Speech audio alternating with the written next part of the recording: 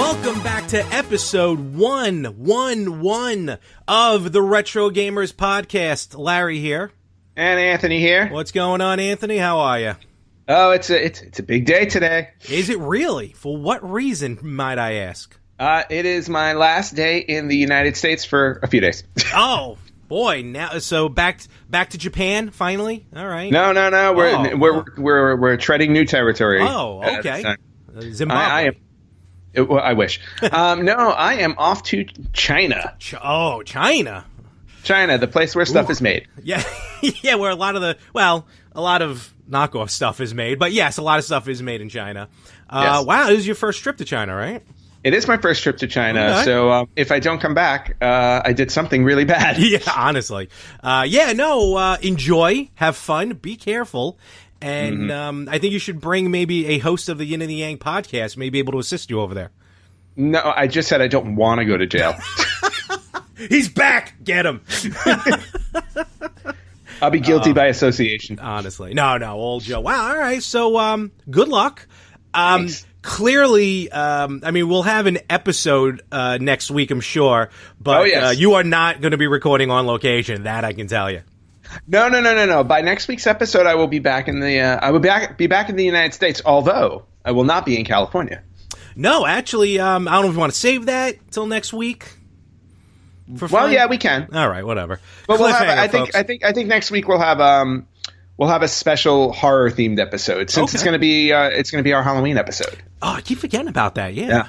All right. So there you go, folks. So I expect you in full costume. That actually, the day that we're probably recording, that's a strong possibility.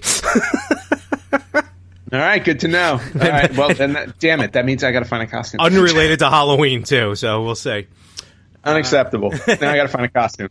All right, cool. Well, again, good luck in China. Enjoy. Do you know what city you're going to? Well, let's see. I'm landing in Shenzhen Airport. Okay. And we're staying at a hotel in I'm sure I'm saying it wrong, but it's called Zhongshan. That kind of sounds familiar. Okay, it sounds like a big city. So yeah, it's on the mainland. We're not talking Beijing, but still. No, it's not Beijing. It's outside of Beijing. Okay.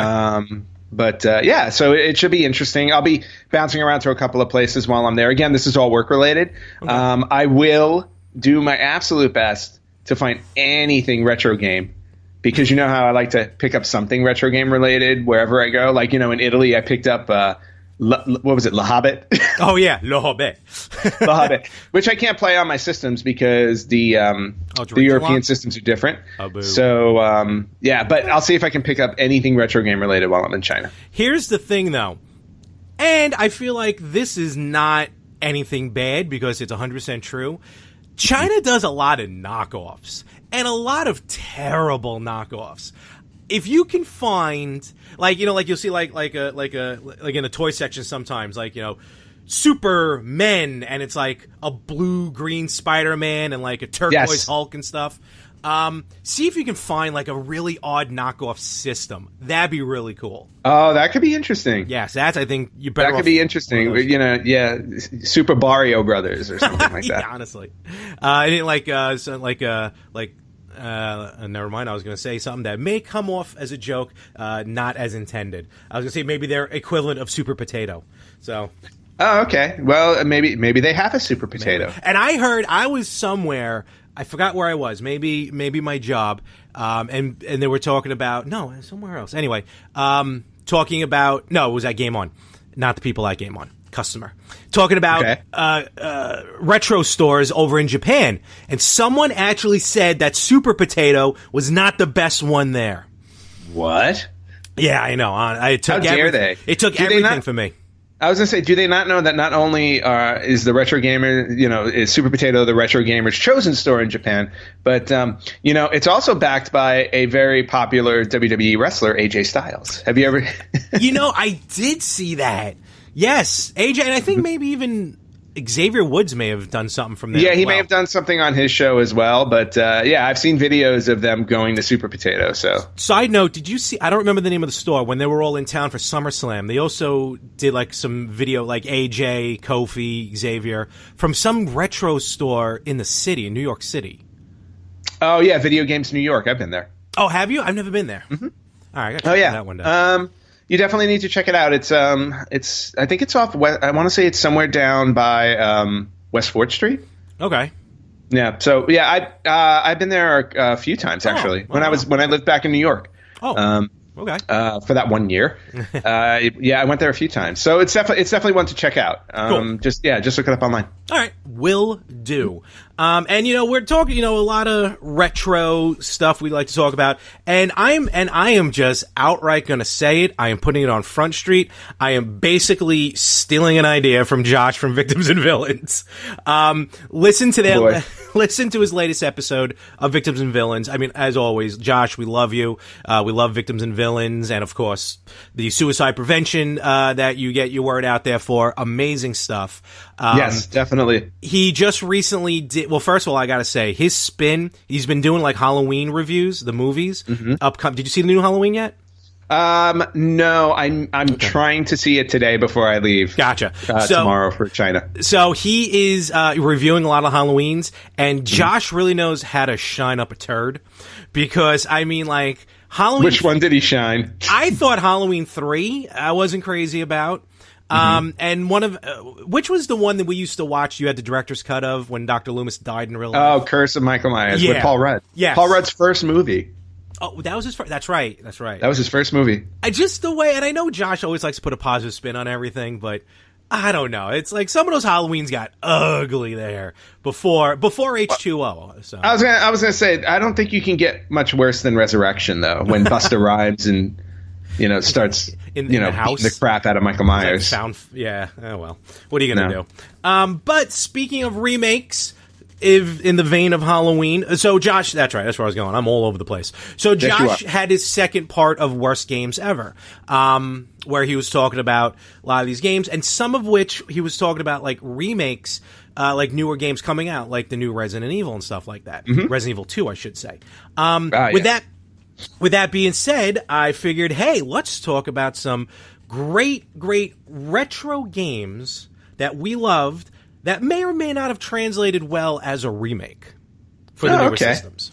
Interesting. So, and not even newer systems. Sometimes even just, like there's a couple here just kind of, I mean, one of the best examples and one of the first examples I can think of for a remake, and I'm going to throw remastered editions in there as well. Mm-hmm. Super Mario That's fair. All-Stars. They're remakes. Absolutely. Super Mario All-Stars. Yes. Probably, could you say maybe one of the first remasters you can even think of? Yeah, and we all know we know how Nintendo is notorious for it today, doing remakes, because I have a small complaint about Nintendo I'm going to bring up in a few minutes, but I know you don't like to hear about Nintendo and complaints, but you'll get one. But yeah, Super Mario All-Stars is probably one of the first ones that pops in my head as a remake. I mean, but then the other question is, do you count something like something ported from the arcade over to console as a remake? Do you count something that was like on a previous generation system? So like Mario Brothers was on Atari 2600 and then it was on the NES. So let's categorize it first. All right, cool. It's something we probably should have done in pre-production. Something like Mario Brothers, stuff like early on, there's a difference to me between porting something and actually remaking or remastering it. Like Atari, NES, like I wouldn't consider that like an HD, quote unquote, upgrade, like a graphical upgrade, because the systems were like that. And plus back then, I don't even think the term remake or remastering was even in anyone's minds. I think they just took the game, put it on a new console, and just took advantage of that console.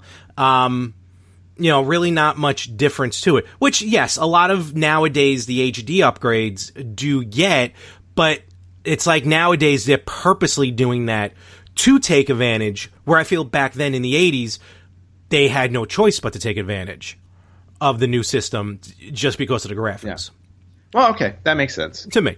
And to you. As always, we know the list. Everyone's going to have their different opinions. I'm sure I'm going to leave a lot off, but it is what it is when we talk about this. I want to go back like with Super Mario All-Stars, not only did it introduce the Lost Levels to us, which is the original Super Mario Bros. 2, but definitely the graphical upgrade, which was purposely done. They purposely released that for the Super Nintendo to take advantage of the SNES graphics, whereas on the same console, you had the Ninja Gaiden trilogy that was released on Super Nintendo, but all it was the 3 NES games thrown onto one cart. There was no graphical upgrade. Right. So. Now, do you consider that a good or a bad thing when they just port it as is? It's nowadays I feel like it's a good thing because of this whole retro craze. Mm-hmm. Back then, I just thought to myself, hey, I'm finally get to play these 3 games. Like, I never owned them on the NES. Well, I may have had Ninja Gaiden, but I never owned them on it, so now I have them on a Super NES. I think nowadays it depends on the situation. Okay. So, because, for example, a good example would be if they remade, and they may have done it because they've pretty much remade everything, so I don't know if it's on your list or not, but a remake of the original Double Dragon from the NES, which was terrible. Okay. Terrible game. It just ported badly from the arcade. But if they remade it as is, like, do you want to own something like that was kind of a bad game to begin with, even though it's part of an iconic franchise? Because every iconic franchise also has a bad game or two. Oh, of course. Yeah, it's not going to be 100% all the time. Well, they kind of did port it because the original Double Dragon on the NES is part of the NES collection on the Switch. Right. And it's funny. Everyone complains about it. I didn't. Maybe because I never played the arcade. I never had a problem with the original Double Dragon. Okay. But if I saw if they put all 3 Double Dragons out in one collection, as is, I think I would like that. Again, though, that's talking about with the nostalgia factor. Right. Me here. Let me to kind of step out. I hate when they remake movies. I hate when they reimagine cartoons. I'm not a fan either. That's why you're looking in the back. My backdrop is an apartment and not some palatial manor. Well, yeah. And after last night's Mega Millions, mine is also going to be an apartment and not a palatial manor. Did somebody win? The $1 billion? I'm not sure, to be honest with you. I didn't. Okay. All I know is that I saw the first number was a 15, and none of my numbers, the first number was a 15. Yeah. So. At least you remembered to buy tickets. Yeah, 9:00 at night, the day of the drawing. Somebody forgot. Wait, I thought Mega Millions was only New York. No. Oh, Mega Millions is across the country? I think so, yeah. Or are you thinking of Powerball? No, I think Mega Millions extends beyond New York. I don't know. All right, cool. There's no way it's going to get over $1 billion if it was just in New York. You never know. People around here. So, for example, I think in the vein of Super Mario All-Stars, there is a long list of HD upgrades. Because now, with the PS4 and everything, you're getting a lot of games that people now are getting on the newer consoles. But that also can be a benefit because, someone like you who never owned a PS3 can almost take advantage of a lot of this stuff. Yes. For example, Sony has released the God of War series on so many consoles. It's almost like Super Mario Brothers.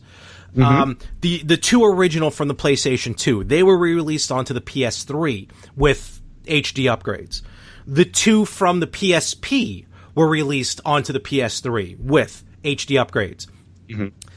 The God of War 3, which was an original PS3 game, was re-released on the PS4 with HD upgrades.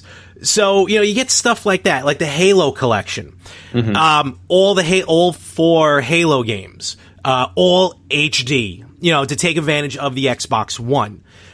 I think stuff like that, if they don't mess with the gameplay too much, but you do get some shine on it, I don't have a problem with that. Okay. DuckTales, for example. DuckTales, yeah. DuckTales Remastered was an awesome game. It plays just like the original NES game. There may be some, little tweaks here and there. But what made it fun is they got all the voice actors. The original voice actors. Oh, see, now that's awesome. When you pay attention to details like that, I feel like it's key because, especially if it's, people like us who are going back and purchasing the game because we played the original one. Yes.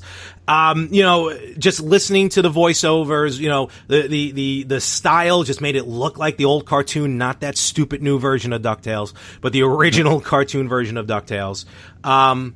The Wind Waker HD on Wii U. Yes. Originally on the GameCube, upgraded to the Wii U. But something like that, they didn't just port it over. They rebuilt it from the ground up for the Wii U. Twilight Princess was more of just an HD. They just brought it over. And then a game like, then you got your Earthworm Jim, your Devil May Cry collection. Those are upgraded to HD. Castle of Illusion starring Mickey Mouse. Oh, yes. Great HD upgrade, some level design differences, but what was cool about that is as a pre-order, because I got it on the PS3, as a pre-order bonus, you got the original Castle of Illusions. Oh, that's awesome. So sometimes with these remakes, they give you a little bit of a bonus, like maybe the original version. Okay. And another, as far as these HD upgrades that I thought was really cool, not even an HD upgrade, but just like, I would say a remastering for the capabilities at the time. Legend of Zelda: Link's Awakening. Now, this game came out on the Game Boy. First Game Boy Zelda game. I put it in my top 3 Zelda games. The game is fantastic. Do they have it on... I don't think they have it on home console. Sometimes they release some of those handhelds. Yeah, sometimes, yeah.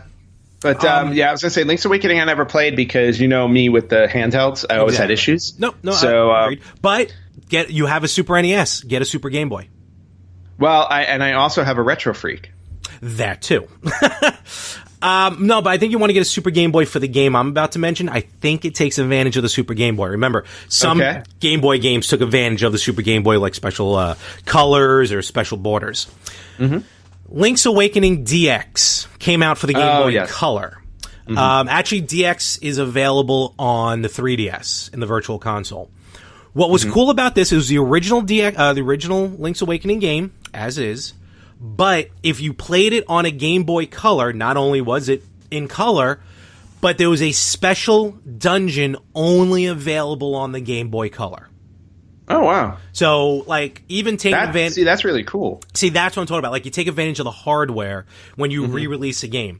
Not like Super Mario Brothers DX came out on Game Boy Color, which was a port of the original Super Mario Brothers, but it wasn't cool. It wasn't good because the screen ratio was just different. So, well, and that's why, you had mentioned earlier, Resident Evil 2, how it's getting a remake, but they've already come out and said that for the Resident Evil 2 remake, they're adding different elements to the story. So it's actually going to be a little different from the original Resident Evil 2. So again, it's something like that. It's like, I feel like if you're going to remake something, you got to add something to it, because otherwise you're just buying the same thing over and over again. Now, with certain games like you've probably bought Super Mario Brothers 20 times over the course of easily, of video game existence. Yep. Because Nintendo always releases it on every console. It releases it in one way or another. In fact, I think maybe the only console you might not have seen the original Super Mario Brothers on is N64, but I could be wrong. No, I think you're right. Yep. Yeah, but and this brings me to my this brings me to my current. I don't know if it's a gripe with Nintendo, but just a weird thing, because I was and we're talking more current games, but I was one of the people who bought a Wii U because I'm an avid Nintendo fan and I wanted to play. So when Wii U came out, I was like, okay, I'll buy the Wii U and I'll play, I'll play what comes out on it. But, obviously the Wii U was a failure, went away, and now we have the Switch, and the Switch is this, is a massive success. But now what Nintendo is doing is they're pretty much taking the entire Wii U library. A lot of games. Right, and they're re-releasing them on the Switch. They are. And, I understand why, because a lot of people didn't play them because they didn't buy the Wii U. But at the same time, I'm kind of annoyed because, okay, I just bought Mario Kart, Mario Kart 8 again. Oh, and now, I forgot which game I just saw that they announced that they were releasing it. I'm like, new Super Mario Brothers Deluxe. The new Super Mario Brothers Deluxe, which have the Wii U new Super Mario Brothers games. And I'm like, I'm like, I already bought all of these. Now, granted, I'm not going to buy them again, but again, it's like it's the type of thing where like Nintendo has mastered dipping into the pool and just reusing things over and over again. If anybody's taking advantage of that, they've taken advantage of it to death. You know, Nintendo Switch Online.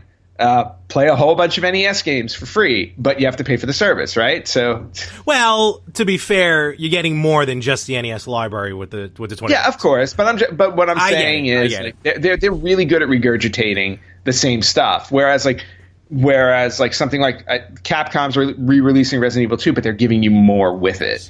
And that's the type of thing that I would love. I would love to see Nintendo do that a little bit more. To your point, like with Link's Awakening DX, they added more to it. They did. You know. Now, to your point, because actually it's funny that you mentioned that with how Nintendo does that. I think one of the reasons they're doing it is your point. Maybe those who didn't buy a Wii U now can get these games. Like, and it's weird too because, like, how can I put it? Because of the Swimmy, this is just on the Switch. Because of the Switch and now its portability, like if you can take the Wii U gamepad with you. You know what I mean? Yeah. Like, totally away from the system. Yeah. Well, A, it would be a Switch, but B, I'd probably be playing more of these games. It's odd because I use the gamepad a lot more than playing the Wii U on my television. Okay. But also, it's like because of the portability, it'll have me play more of the games because I can play them wherever. Which is why I'm happy about Mario Kart 8. Which is why I sold back my new Super Mario Brothers for Wii U in preparation of Super Mario Brothers Deluxe. But you're right. You did. Because I want, and there's going to be a little bit of difference. They are adding a little bit to it. But you're right. Captain Toadstool, Treasure Tracker. They just did that. I'm sure you'll get a new Mario Maker probably on the Switch. You'll probably get a Mario. Oh yeah, you'll definitely get a Mario Maker. Nintendo been doing this for a while. In fact, Nintendo. I don't know if you remember on the Wii U, they had the new Play Control series. Not on the Wii U, on the Wii, excuse me. New Play Control series. Basically, they took a handful of GameCube games and re-released them on the Wii to take advantage of the the Wiimote and the nunchuck. Oh, okay. Yeah, they did Donkey Kong Jungle Beat, which originally came with the bongos, remember? Oh, yeah, I remember that. Mario Power Tennis, which actually makes sense to use the Wiimote. Right. Metroid Prime 1 and 2 was actually part of Metroid Prime Trilogy. And then Pikmin 1 and 2. There was another one I think they released or never ended up being released. I forgot which game it was. But yeah, you're right. Nintendo's been doing this for a long time, but Nintendo's good at it. Let's face facts. No, they are, and I'm not knocking them for it. I mean, the only other company I think that's been re-releasing as much as they have has been Sega, and they've been re-releasing crappy retro classic systems with that games. So. But they've been keeping them crappy. That's the thing. Yes. They're keeping them. Now, speaking of which, though, and a couple more with Nintendo, and this is where like these remakes I don't mind. For example, Metroid. I never really played the original Metroid on the NES. Oh, it was an awesome game. Oh no, absolutely, no argument here. But when they released Metroid Zero Mission on Game Boy Advance, it's like it catches your eye. And then you go, all right, maybe I do want to give this a shot. Like with the updated graphics, a little bit of difference in gameplay. Same thing with Metroid 2, which came out on Game Boy. They re-released that recently as Samus Returns on the 3DS. So sometimes it's just catching your eye. Yeah. Yeah, it definitely comes down to that. But, I just feel like, I just feel like sometimes, like, when do you get to the point where enough is enough, I guess, and you move forward? Like, Nintendo's got to stay, they're cemented in video game history, right? So because they really are responsible for the video game industry coming back in the 80s. So, and so everybody remembers, especially people our age, we remember these games from our childhood. So of course they're going to re-release them. But, at what point do you do you move forward? Now, for us, as we run a podcast called The Retro Gamers, we hope that never happens. The more retro, the more relevant we are. So no, you're right. And sometimes these ports also help, remakes help by bringing a series to a system for the first time. For example, Metal Gear Solid. Metal Gear Solid, the original PS1 game, was released on the GameCube, as Metal Gear Solid: The Twin Snakes. That brought that series, Metal Gear Solid series, to the Nintendo platform, but they didn't just port it. There were new cutscenes. They re-recorded the dialogue with the original voice actors. Oh, cool. So you had new recordings, maybe a lot of same dialogue, but it was still new recordings. And it got to see, and it also used, if I remember correctly, the control scheme of Metal Gear Solid 2. So you did get that difference. So it's a little, it's like if you were used to the Metal Gear Solid 2 gameplay. Exactly. Now, when you want to say, when is enough, when doing my research, this one I found very funny. The original Resident Evil on the PS1, which even on the PS1 got its director's cut and stuff like that. Resident Evil was remade with a graphics upgrade onto the GameCube, which I had, Resident Evil 0. No, I think it was just Resident Evil. No. Zero was a prequel. Yeah, that's right. I'm sorry, but they have a re-release of Resident Evil. I think I have it. I have it on the GameCube as well. Great game, scared the hell out of me with the updated graphics, so that actually worked. But then they remastered the GameCube version for the. So you got a re-release. You did on the PS3, PS4, Xbox 360, and Xbox One. So.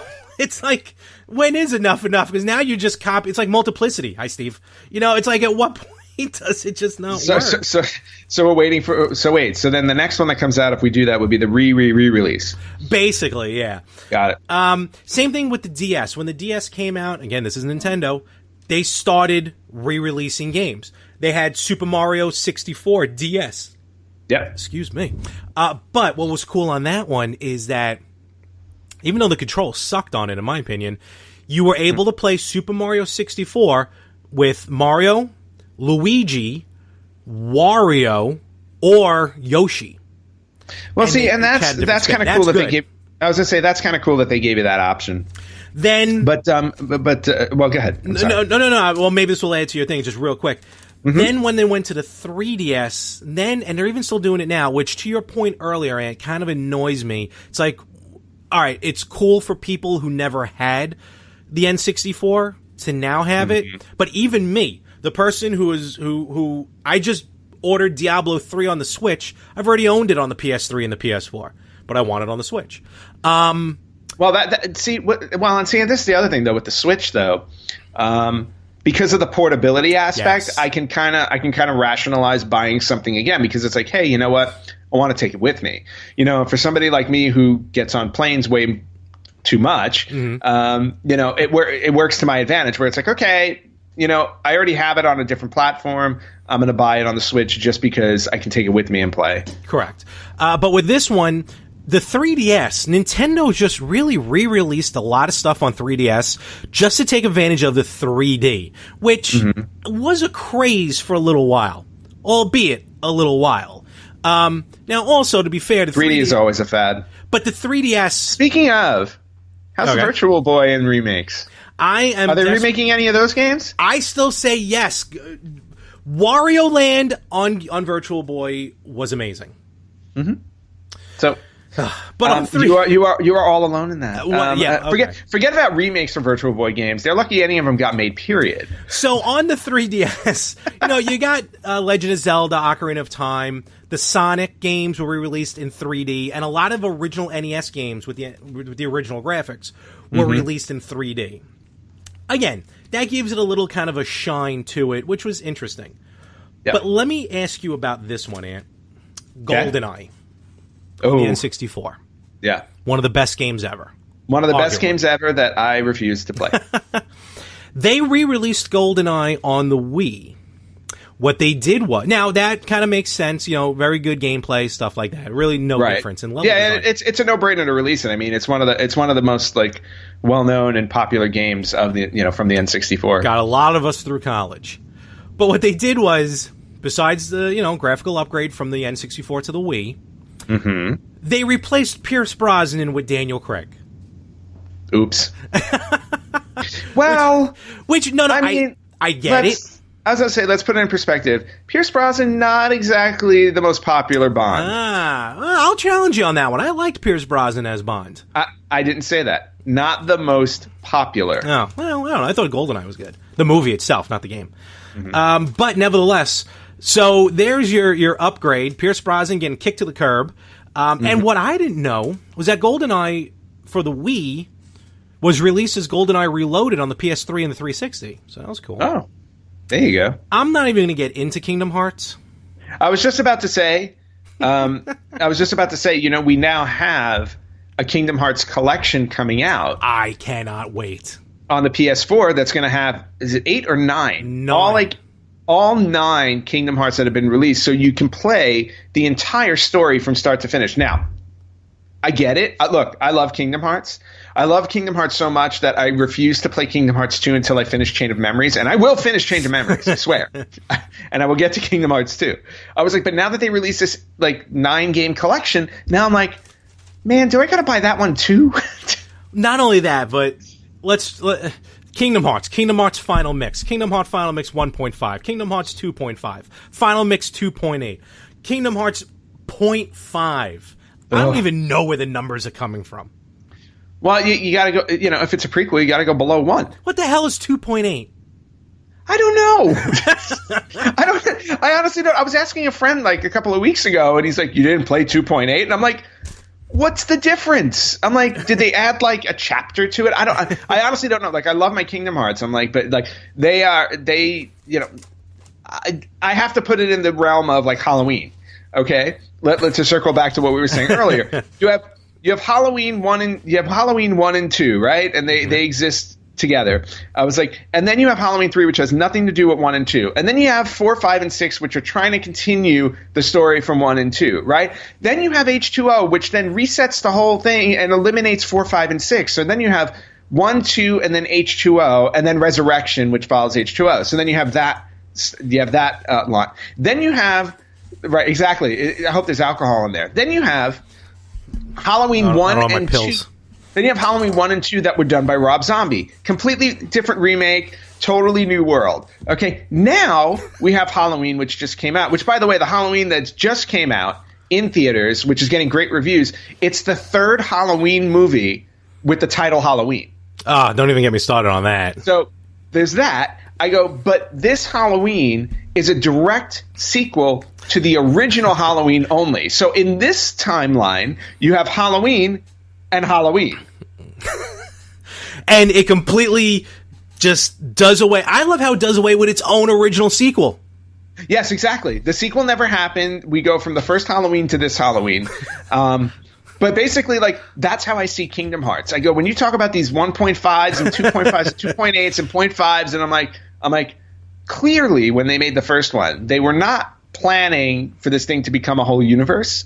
So their way of doing it was to continue the story by any way they could. Mm-hmm. So, that's where, because let's face it, I think we can safely say that this is the first time in video game history that a sequel to a franchise got a 0.8. Yeah. You've never seen a 0.8 before. No. 2.8. It's just insane. So Kingdom Hearts is the Halloween timeline for video games. That's the way I put it. I love that explanation. That is fantastic. And I want logos, the Halloween logos, to pop up in real time as you were talking about that. It was too fast. Just become a blur. It was too fast. Let's just face it. Michael Myers is supposed to be just a standard human, right? Who's killing people. Okay, dude's a god. I'm like, he exists in multiple universes. I mean, I don't know how else to put it. I go, but then again, so does Jamie Lee Curtis. So yeah, just straight out of Rocky Horror. She looks like in the new one. Exactly. Well, yes, she does. But anyway, so a couple of. Go see Halloween. Go play Kingdom Hearts 2.8, 1.5.5, and every other one that's coming out on PS4. Do you have any kind of honorable mentions as far as remakes, remasters that you can think of? Ooh, good question. I got to bring up Devil May Cry. Yes. The Devil May Cry HD collection is superb. It's superb. Yep. And again, we've brought up Devil May Cry before because I love that series. If you've never played Devil May Cry, it's do yourself a favor, go out and get them. I think they just announced, didn't they just announce a 5 or a 6? I don't know. There's another one coming. So But you really need to go back and play the other ones. Great story, great gameplay, great action. And like I said, they did an HD remaster of them, so it's worth going out and picking that up. Definitely. And I'm trying to remember where the Devil May Cry HD collection was. I think it was PS3. It was on PS4 too. I believe I bought the PS4 one. Yeah, no, they definitely have released it many times. And you know what? Also, to be fair, a lot of times an HD remake does clean up the original. Let's face facts. You know, yes, the original Devil May Cry is amazing on the PS2, but you know, there's some time. I guess you can almost. It's the reason why George Lucas did what he did to the original Star Wars. Like the how the developers envision the game versus the hardware they have. When new hardware, and maybe as a filmmaker, you can comment. Let's face facts, though. George Lucas went back and tinkered with Star Wars a little too much. I understand if you wanted to upgrade and remaster it. Yeah. But he also changed bits of the story because he's like, oh, well, we didn't have the technology at the time to make these parts. And I'm like, well, now you're changing the actual canon in a way. Well, so, yeah. Let's not talk about that. Well, no, but I was going to say, like, to take advantage of the new hardware to get that vision that they wanted, sometimes the HD upgrade is warranted. Right.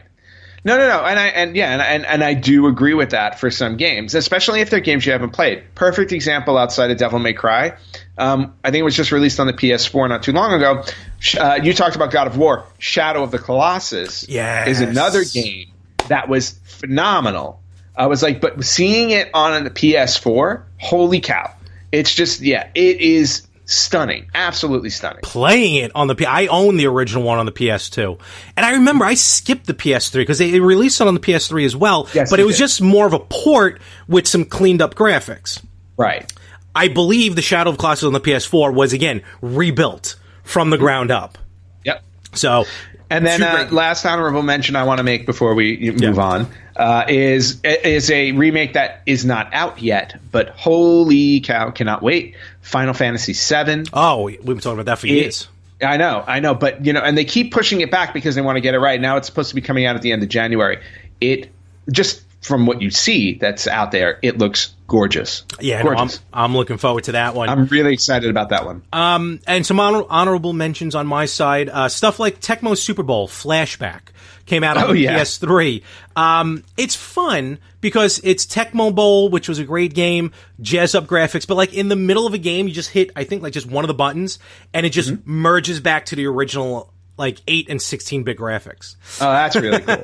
And you just do it on the fly. You get stuff like Sonic CD. Sonic CD has been ported numerous times. You don't really need to graphically upgrade it. But then you run into that problem where a lot of the ports, due to the musical rights, does not have that amazing epic opening theme song. Yes. Sonic boom, and that's important Sonic to keep in mind too. Sonic oh, God. Boom. Stop. No. I can dance now, too. Yeah, well, you can. What I'll do is I'll just censor it. Put Sonic over me. Exactly. And the final one I want to mention, which, doing my research, this game came out a few years ago. I saw it. I'm like, I'll pass on it. But what I just learned about it, I am going to go out and I'm going to buy it. Learned. With a T. What did I say? Learned. Yeah. Okay. Mega Man Powered Up came out on the PSP. It's a remake. Okay. It's a remake of the original Mega Man. I probably came out 5 years ago, maybe. That is right off the top of my head. The graphics are very, like, almost like J-pop. Like, just very over stylish, very anime, very cartoony. Which is in itself fine, but I'm like, I'll skip it. Okay. There are, like, you can play through two different versions of the levels. You can play, like, original designed level. You still have the new graphics, but the level layout is the original. And then there's, like, a remixed level layout for each of the levels. Okay. But here's what I just learned. So, as usual, you beat a boss, you take their weapon, and you can use that weapon on other bosses. If you beat a boss using only your regular weapon, not only... you don't necessarily get the boss's weapon. You get the boss. And you can actually play other levels as the boss. With the boss, because, like, you reprogrammed the boss. That's really cool. That's something I did not know. I did not know that till now. And I think I may have gotten it as a PS Plus free game, so I think I have it sitting somewhere. Okay. I am definitely going to check that out and try it. Oh, and speaking of PS Plus free games, not related to our topic, but you need to download Friday the 13th on your PS4. I already have it on the Xbox. I know, but it's free on PS4. All right. Why? They're not upgrading it anymore? They're not updating it anymore? Well, then pick up Dead by Daylight. All right. There we go, folks. Just like that. Sold. It's if you buy it online, and when I say online, I'm not talking about on your PS4. Not to go off on a complete tangent, but it's October, horror games. Yep. If you buy it, if you go to the Sony store on their website, it's currently $12. If you try to buy it on your PlayStation 4, it's $40. Oh, because of damn that physical media. Exactly. Well, no. If you try to buy it on your PlayStation 4 online, if you turn on your PS4 and go shopping in their store, it's $40 to download it. Yeah. Okay. But buy it in the store online for a download, and it's $12. Oh, that's what I'm saying. The download version is $12 on the website, but $40 on your console. All right. I don't get it. Yeah, no, that goes without saying. And then the final thing I just want to mention here, as far as remakes, the one game which I do recommend where the game needed to be remade. Mario to make Clash. the game better. No, that game is beautiful by itself in all its red glory. That game is garbage. You played it for like 5 seconds. #VB sucks. Yeah, I did because I was trying to save my brain from melting. And this was before podcasts. That thing literally, you know what happens at the end of Raiders of the Lost Ark? When they opened the Ark, there was a virtual boy in it. How dare you? There's a game on the Game Boy called Castlevania The Adventure. It is a terrible game. It's on the Game Boy. It is slow as molasses. A terrible, terrible game. So, of course, you want it. Well, I did buy it. But on the Wii, remember the WiiWare? It was like home. All right. There's a series of games that that Konami put out called Rebirths. Contra Rebirth, which was like an all-new Contra game, but it was available on the WiiWare. Gradius Rebirth, again, all-new game. And it still kept like the original type of graphics, just with a nice, clean finish to it. Mm-hmm. But they remade Castlevania The Adventures Rebirth. I actually, if you go back, if you can find it in the archives somewhere here on the Facebook page, I will post it, if I can find it on my computer, onto our YouTube page. But I actually did a play of Castlevania The Adventure Rebirth. That was on WiiWare, and that was a game that, if any other game needed a remake, got the remake, and it was a good remake. Oh, good. So, well, now that you bring up Castlevania, I'd be remiss not to mention that on the PlayStation 4, we're finally going to get Rondo of Blood. Hopefully the original PC Engine version. Yes. So fingers crossed. Fingers crossed on that one. And actually a good graphical upgrade, too. Castlevania Chronicles on the PS1 redid the first Castlevania. Nice. And we can keep going back and forth on this, but yes, I think we're going to close it up. Folks, let us know some of your favorite remakes, remasters, games that they really kind of rebuilt from the ground up. Let us know on our Facebook page, facebook.com/RetroGamersPodcast. And, of course, Ant, where can they email us? Email at theretrogamers.com. And we will be right back in literally like 1 second. Larry, it's that time of the week again, and it is time for some retro birthdays. Ooh, all right. I feel like this is becoming kind of a regular mini segment, but you know what? There are so many games to celebrate. Why not? In the world of retro, and even my cat is sitting on me because he wants to. Oh, look at him! Celebrate some retro birthdays, right? You want to celebrate some retro birthdays with us? Like, what are you talking about, human? He's like, I have no idea what you're talking about. Just pet me. We've got a handful of retro birthdays. I couldn't just stick to one this week. We've got 5. Okay. So I'm going to start with back in 2005. So we're dealing with the 13th, lucky 13, the 13th birthday of Resident Evil 4. Okay. So we were just talking about Resident Evil remakes. Now I don't want you to show everybody your butt. So now he's gone. All right. So Resident Evil 4 actually came out 13 years ago this week on the PlayStation 2. Okay. That was on the PS2? Oh, it was on the PS2. Yeah, that's right. It was on the PS2. Okay. And it was the first Resident Evil that actually kind of changed the style of the game, where it went to that more action-oriented version. I wasn't a huge fan of the Switch. I like the survival horror myself. But, Resident Evil 4 got rave reviews for the most part. So happy 13th birthday to that one. Cool. Now we're going to jump back to 2002, and this is my favorite retro birthday of this week. I'm going in order. Okay. It is 16 years old. It is celebrating its sweet 16, and it is probably one of my favorites, and I know one of Frank Messina's favorites. So happy sweet 16, Baldur's Gate Dark Alliance. Yes. Game is fantastic. I got to get to the ending now. Just see what the hell you do as Ark. Yeah, I really do. You really have to play through all the way to the end, just so you can see what all of the fuss is about. Hi, Frank. Moving on, we're going to jump to 1995, where we're celebrating now the 23rd birthday. And the reason why I put this one down is because I believe this game may be responsible for starting what eventually became one of the best fighter series that we've ever seen on console. Okay. But we're talking about the original arcade release of Marvel Superheroes. Wow, oh boy, that's getting up there. Okay. Yeah, Marvel Superheroes is 23 years old.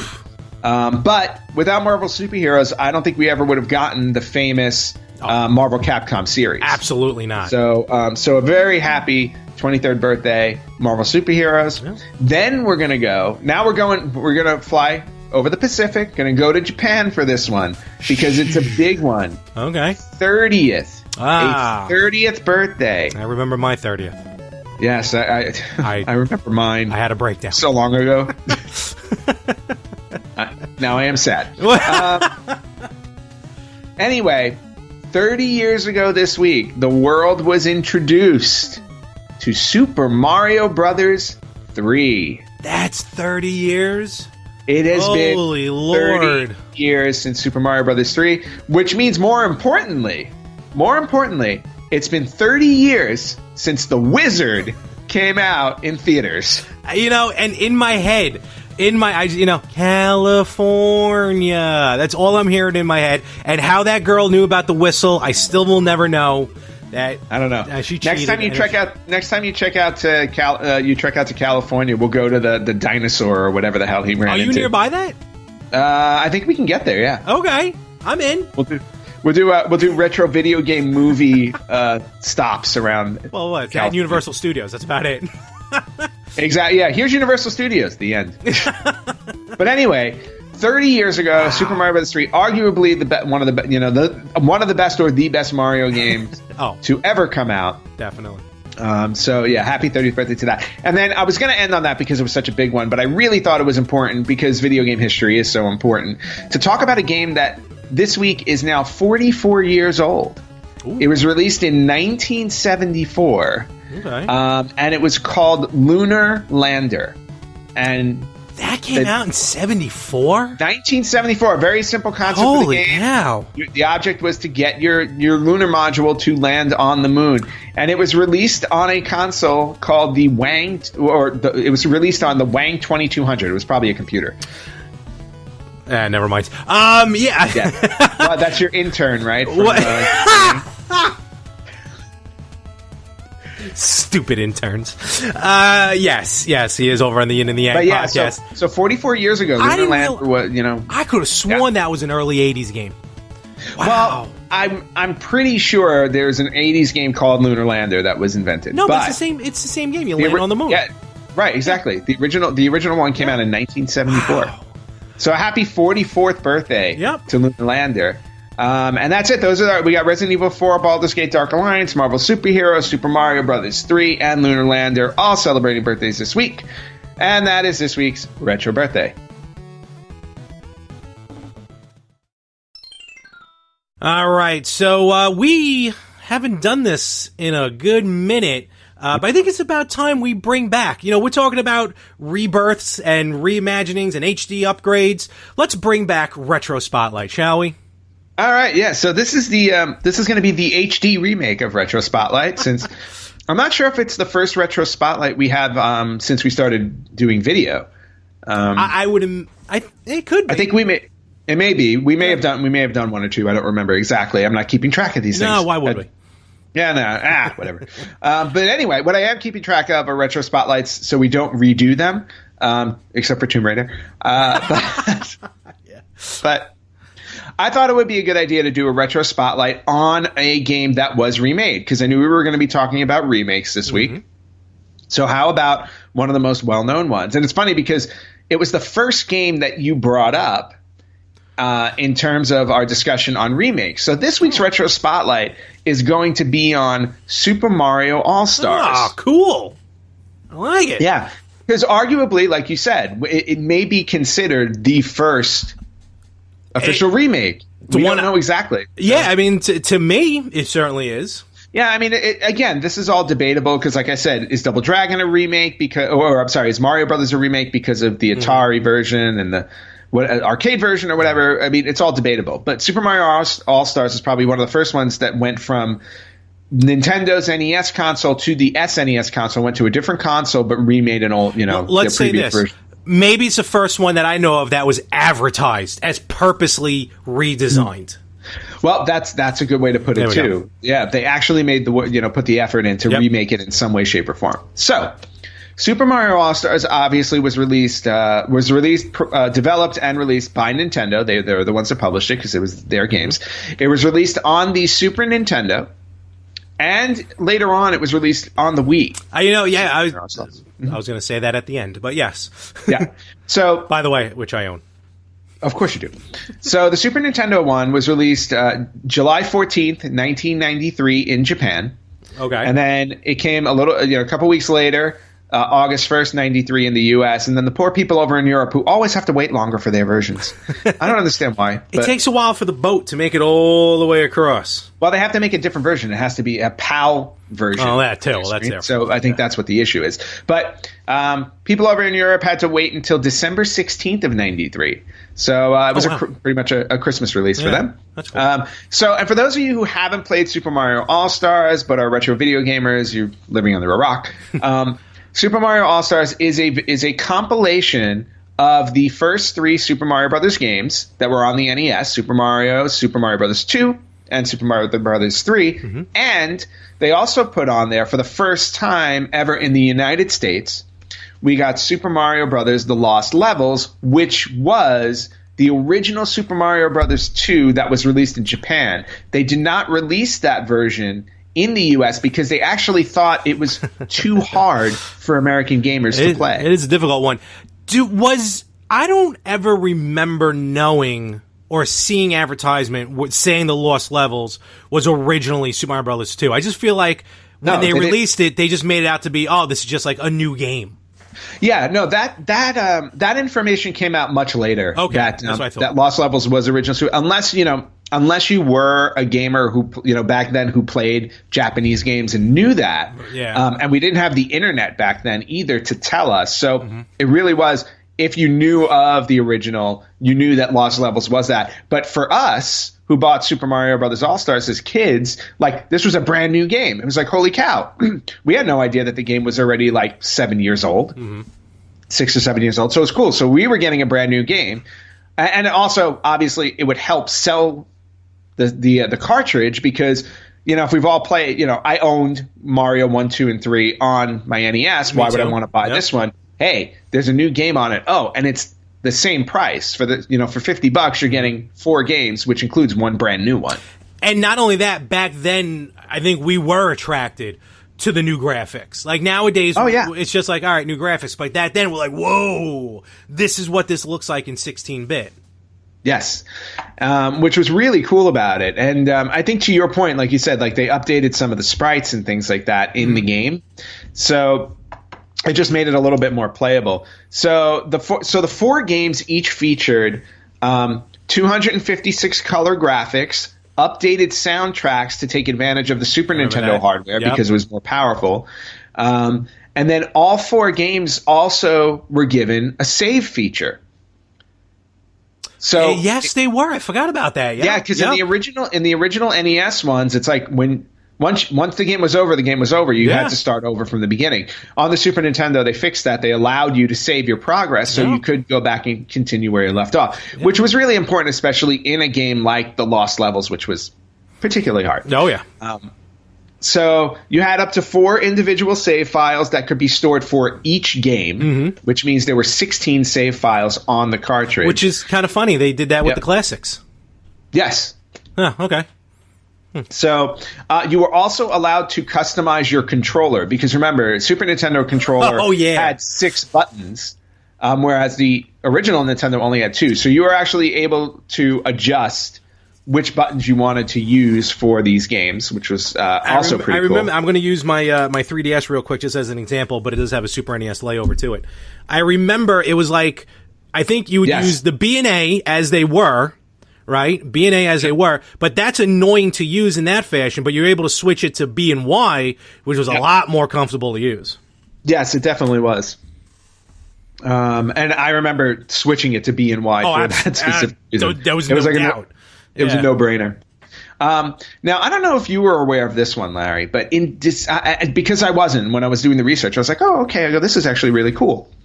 In December of 1994, there was an alternate version of Super Mario All-Stars that was released, and it was called Super Mario Brothers All-Stars and Super Mario World. I do remember that. I think they ended up using it as a pack-in game.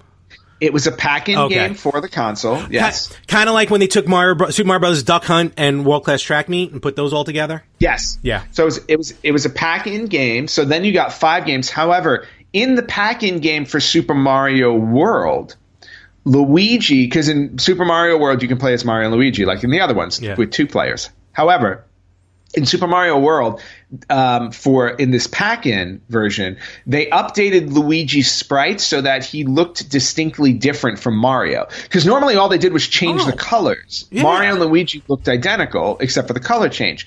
In this pack-in game that was released in '94, they actually made Luigi look different. So he had an original body makeup. I didn't know that. Mm-hmm. Oh, I'm trying to look that up right now. Yeah, so if you actually have a copy of the Super Mario All-Stars and Super Mario World, you'll have that special Luigi. Yeah, wow, that's which is really cool. Yeah. Yep. And you were saying that it was a pack-in game, right? For the system. I believe it was eventually. Right. So then they also, because the game was so successful in sales, it eventually became what they called a Player's Choice Million Seller. Do you remember this? Those. Yeah, I like those. Yeah, so when a game went platinum, the way that a record does. So prior to May 31st, 1994, when this Player's Choice Million Seller thing hit, you were actually able to get Super Mario All-Stars. There was a promotion by Nintendo. They gave away the game for free if you purchased a Super Nintendo system. Oh. You just had to send the proof of purchase for your console along with $3.50 to cover postage and handling, and you were given a free copy of Super Mario All-Stars. That's pretty cool. Yeah, it's almost like Dragon Warrior when you subscribe to Nintendo Power. Yes, you got a free copy of Dragon Warrior, which was also really cool. Yeah. In 2010, now we're going to jump in 2010, Super Mario All-Stars was released. We were talking about re-releases, right? Yep. So it was re-released on the Wii as the Super Mario All-Stars 25th Anniversary Edition, because we were at that point in 2010, it was the 25th anniversary of the original Super Mario Brothers. Yep. So it was released in Japan October 21st, 2010. And then December 2010 for everybody else on the Wii optical disc. And the game disc itself contained an emulation of the original SNES ROM image with support, and then you can use the various controllers, whether you want the Wii remote, the classic controller, the GameCube controller. Or you can actually use the Super NES controller from the Super NES Classic, plug it into the Wii remote, and it just feels exactly like the Super NES version. There you go. And then there was also a 32-page booklet that came with the 25th Anniversary Edition, which had the history of the Super Mario franchise. Larry's looking. I think I can see him. He's trying to find it. Well, everyone can see me. Exactly. Well, no, I know, but Larry, I'm trying to explain it to people who aren't watching. Oh, yeah, I keep forgetting about that. Yeah, we do. We're doing an audio podcast as well. So Larry is trying to see if he can find the Wii version in his collection. He's failing miserably right now. No, but I don't know where the book went. It came with a history. It basically came with a history of the franchise, and then on top of that, there was an audio CD containing music from each Super Mario Brother game. Yeah. So if you bought this for the Wii, you got a couple of little extras with it, which was awesome. I think I know where it is. Okay. You know where it is. Okay. Meanwhile, let's finish. Meanwhile. The game across the board, in terms of reviews, 5 out of 5, 7s and 8s out of 10s mostly. So it's it's fairly well received. Sales wise, it did phenomenally well on the Super Nintendo, selling 10.5 million units. Ooh. Not bad for a game that was mostly comprised of older games. Yeah. And then when it came out on the Wii, it sold 2.6 million units. Okay. So combining the two, we're talking about 13 million units sold for this, for this game. Mm-hmm. And then one of the other things I had to bring up, and I don't know if you remember this, Larry. I think you do. Okay. But Super Mario All-Stars, I don't know if you remember, there was a special VHS release called Super Mario All-Stars that offered tips and tricks for other video games, including Super Mario All-Stars, but the cover of the VHS tape was the Super Mario All-Stars artwork. I used to rent this from the video store around the corner from me all the time. Was this because, with the guy like... This was the only way, there was no internet. This was the only way to find cheats. Was this with the guy like on the spaceship or whatever? Yes. British guy? Yes. I think that was a UK, and then like it was ported over here.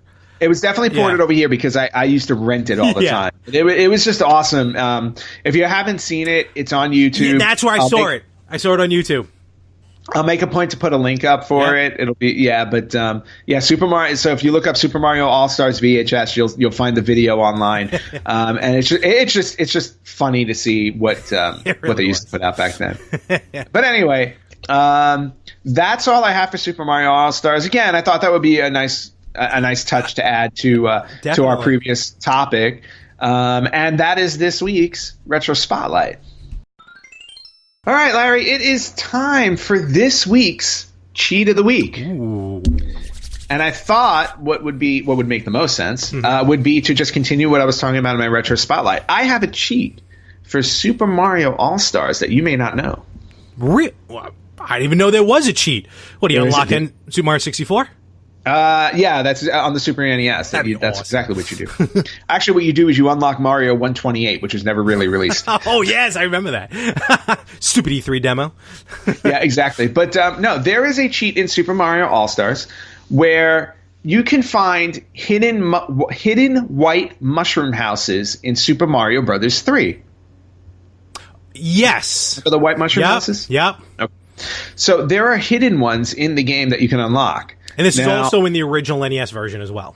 This is also in the original NES version, yes. So on certain levels, the screen moves forward and pushes you along. If you get a certain number of coins within those levels, you unlock a secret white mushroom house holding a powerful item. So, for example, on level 1-4, 1-4, if you ended the level with 44 coins exactly, you would unlock a hidden white mushroom house. Oh, it was exact. You had to have the exact number of coins. You had to have the exact number of coins in order to unlock the white mushroom house. Okay. And this happened on one level in every world. So there are seven secret white mushroom houses within the game as long as you completed that specific level with those number of coins. So level 1-4 was 44 coins. Level 2-2 was 30 coins, and so on and so forth. So if you knew the number of coins you needed for that, you can unlock those levels. And let's face it, in Super Mario Bros. 3, those items were very useful. Oh, yeah, they were like Hammer Brothers. Yeah. Exactly. You definitely wanted to collect those because you wanted – plus you wanted to dress Mario up as all of course. It's just fun because who doesn't want to be a frog? But anyway, so Super Mario All-Stars for Super Mario Bros. 3, how to unlock the white mushroom houses. That is this week's Cheat of the Week.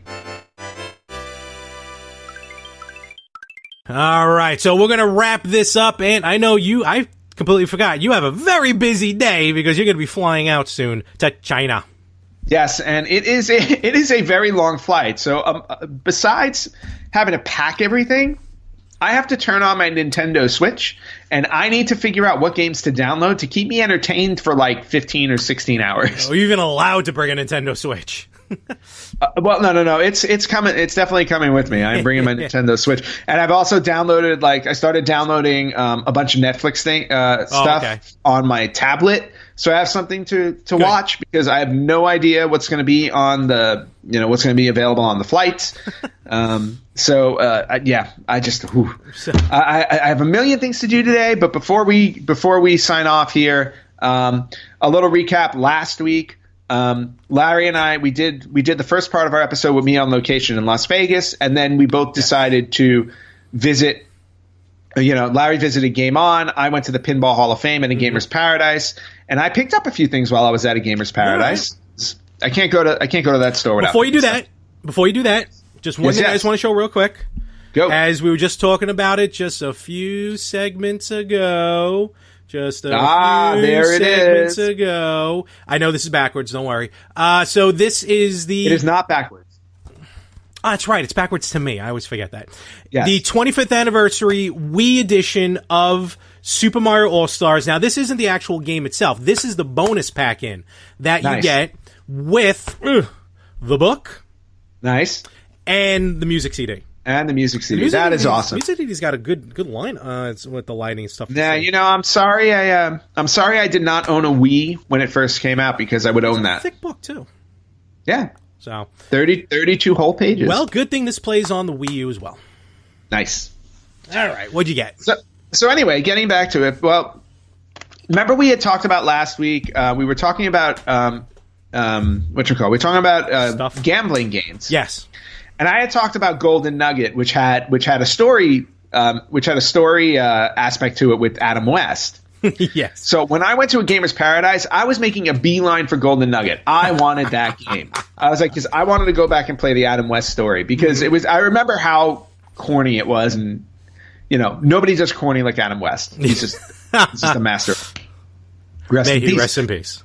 Yes, but unfortunately, the copy of Golden Nugget they had did not have the original packaging, and you know how I am. Oh yeah. And especially when it comes to PlayStation games, because not having the original packaging is just not cool. Yeah. That's how they came. Because what? That's how they came. Exactly. In the package, I mean, it came that way. That was the way to hold the disc. So, unfortunately, I did not get Golden Nugget. So I'm going to be on the lookout for that. Not in China, but I'll be on the lookout for that. However, what I did pick up was the Millennium Gold Edition of Caesar's Palace 2000. Nice. All right. Which is backwards on the screen because you're on the left side. Yes, now I remember. So this one you'll see is backwards. Here, now, hand it off. See if you can hand exactly. it off. So, that doesn't see that. That would have been awesome. That would have great if you had blown everybody's mind. We're not that technologically advanced. Sorry, guys. You see like a graphic. I didn't realize that was a double disc. That's the funny story about it. I'm in the store asking them. I'm like, okay. They hand it to me. I said, "Where's the second disc?" And they're like, "Because they only gave me one disc." And I'm like, "They're like, oh no, there's only one. We don't know. It only came with one disc." I was like, "Well, I'm not going to buy it. I'm not going to buy a 2-disc game if it only has one disc." And then when you look at the packaging, it says, it's only one disc. It's hard to see. No, I saw it. What the hell is it in a and dual? It says it on the side here, too. Again, it's backwards. Oh, yeah. But you see, it says one disc. So it's one disc that comes in a pack for two. How big is the instruction booklet? The instruction booklet's not that big.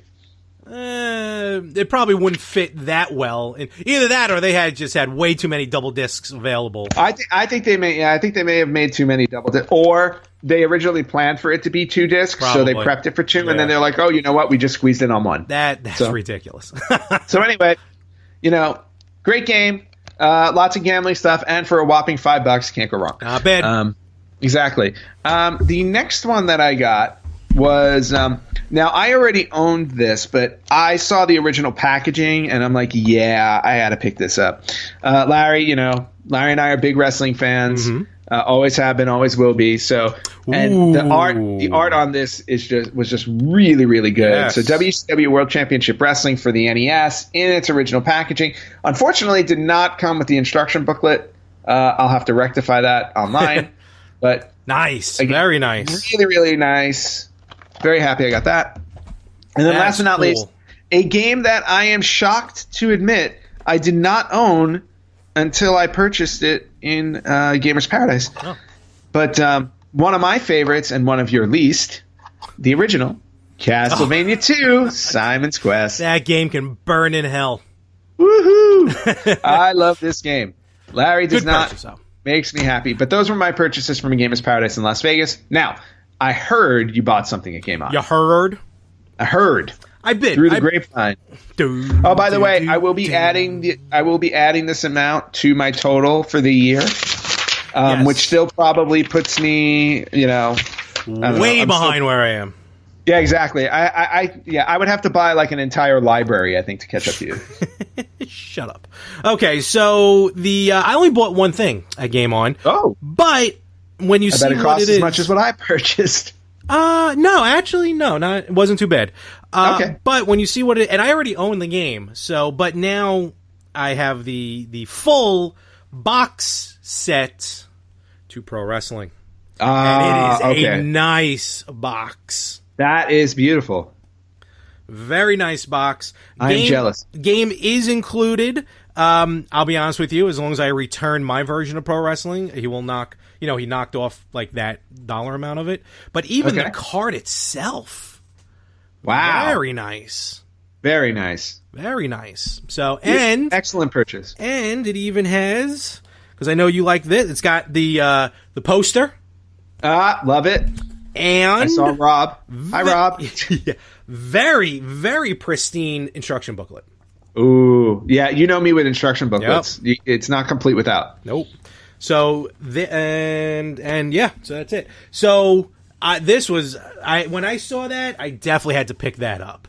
That was really cool. No, very, very, very good purchases, dude. Yep. Which sucks now because now I'm starting to get the itch with these boxes. Sorry.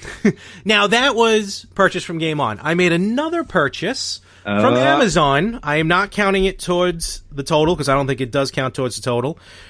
Josh will be the judge of that. You can be. He's already gonna be mad at me because I stole his idea. So nice. I know you've already bought this. You bought it over in Europe. You haven't played it yet. Yes. I bought it here in the North American version. And I gotta say, it is a lot smaller than I thought it was. The Commodore 64 nice. Mini. There it is. All right, there's your on Beautiful. switch, the two things, nothing on that side. Very a lot tinier than I thought it was going to be. Buttons don't work. But of course. I see this, and I flash back to when I was a kid. I mean, I remember this keyboard. I'm telling you, one day when I have time, I say it all the time, and I never have time. I'm going to take out the original Commodore 64 and showcase it. I got the controller over there. It's a USB controller. Turned it on. I mean, the graphics are definitely old school graphics, and I forgot how bad a lot of those Commodore 64 games were. Well, do you get the blue load screen? No, that's the thing. When you select a game, you do not get the load screen, but if you plug in an actual working keyboard, you can access the main screen, and you can code in BASIC. Oh wow! Yeah, so it has its own load screen that you can. So basically, the Commodore 64 exists in there. Kind of, sort of. That is awesome.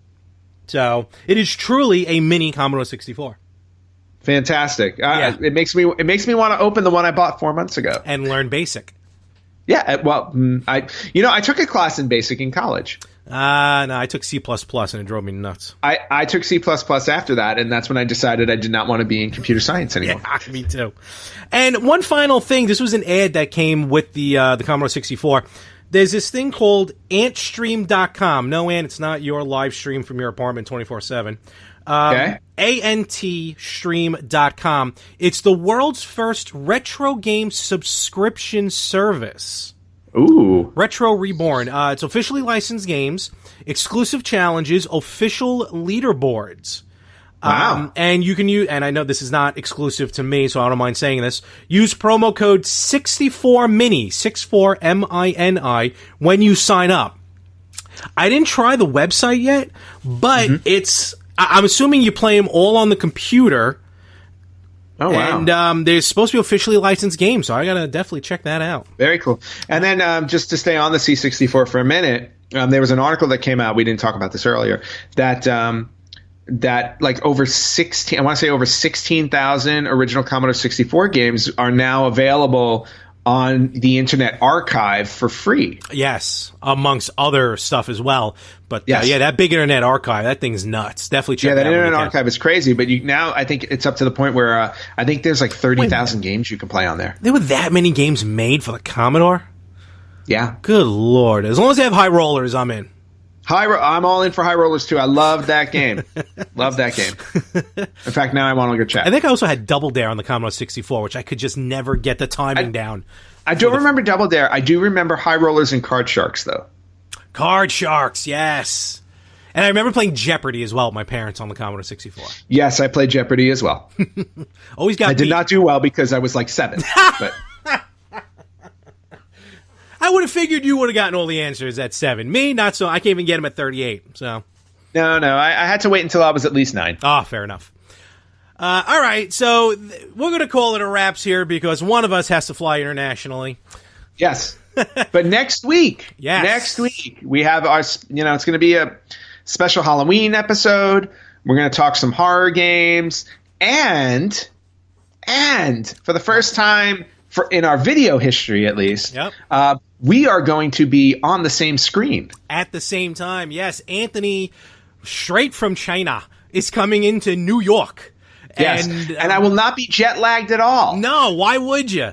Because you landed. I'm just not going to sleep. You're getting up early to go. Oh, and we're going to be recording from Chiller Theater. Some of it. And we're going to be recording some of it from the Chiller Theater Horror Convention in Parsippany, New Jersey. Yes. We'll actually have, it may be a little bit of a mini hybrid as well, because we'll also have Anthony Chu from the Yin and the Yang podcast. He'll be back. Yes, he will be joining us as well, which will be great. And we'll be doing some Yin and Yang stuff. Actually, some of my friends who also will be there, we'll look to get them on the podcast.